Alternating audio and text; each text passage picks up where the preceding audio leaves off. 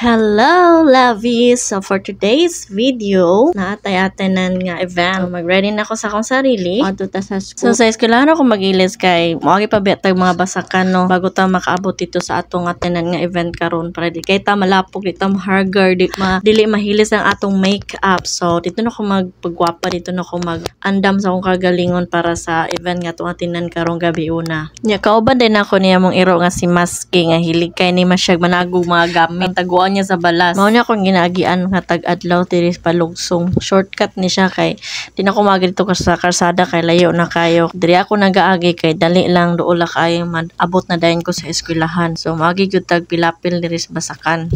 So mao ning gamay yuta nga ginatrabaho sa maguwang kaning basakan diri Kung mahal pa ang bugas, dato na unta meron. Pero di ko motuo. So, man min na dato. Gamay ra bitaw ang basakan oy. Shortcut gito siya dito nga dalan, di ba? Abot na dayon ko sa eskwelahan no. Dali ra kayo. So mao nang dito gyud ko nagaagi basta buntag kay save na kay siya time ba dali ra kay ko maabot tra sa kalsada ko moagi tuyok naman kaayo niya kumantay sakyanan baktas ra gyud ta ingana ra gyud ang kinabuhi utik ba utik unya sugdan na lay nato ni tabo ning dapat tabunan sa tong dagway kay ulaw ba ta daghan kay mo tanaw sa ato nya ba kay mo pa mura mo pa putag ginagamay dito sa stage ni atong mga kauban kay magwapa kaayo mga beauty queen sa maningkamot puko sa akong kagalingon nga magwapa po tagamay matabunan po ng mga lakra dias mga kagahapon sa atong mga bugas. Wala pa gyud tay makeup artist kay taka-afford mahal-mahal pod. Kamot ang tatong kagalingon ani nga pagwapa. Pila ra gyud drawing sa imong naong god. May nalang gani kay naka-apil po ko sa una sa Cultural Center of the Philippines nga training baka na basta training sa eskwela ang title ato nga training tuluan min sa pag-drawing sa pag-shade. So gamit ra gyapon niya sa akong kagalingon karon kay pwede man ako siya ma-apply sa akong sarili. Pero sa naong na ko drawing, dili na ko drawing sa papel. Drawingan lang na itong kilay diha o lapis nga mong gulto kay ito man siya agi ba. Mana lang pod gani kay kamauta mo drawing gamay. Gamit na po na itong pagka-artist dira kay itong gabing apply sa ko galingon. Salamat ra pod kay naka-apply ko ato nga training kay magamit po day siya sa inaanay nga mga okasyon ba na kay apilan nga mga event. Nagamit niya po na magpa-drawing. O diba tanawa kong kilay mura glinta nga busog. So layon mo na ito nagamay kay para di kay mailhan ba nga monggulto nga lapis atong gigamit diha shade sa atong kilay para mapantay pud na siya gamay pud kayo katag tan-awon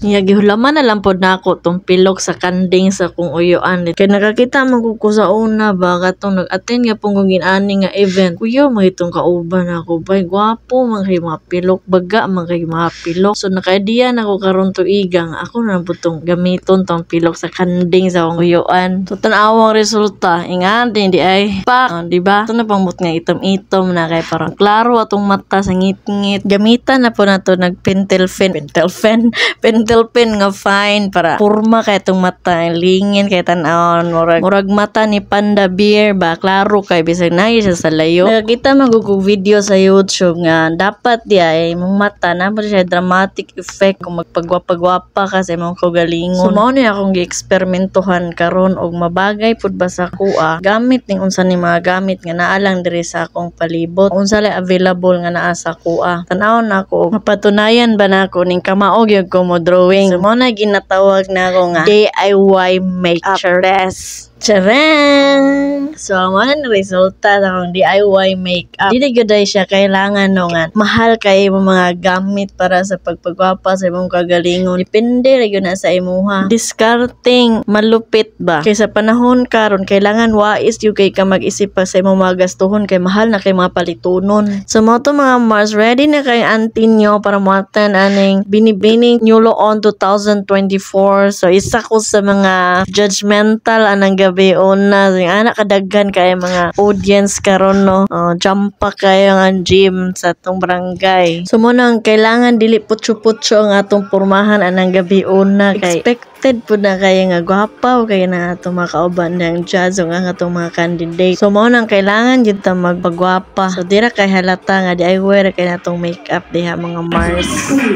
Ladies and gentlemen, isang masigabong palakpakan for our chairman of the first census for tonight's competition. We have here Ma'am Annalyn S. Marquez.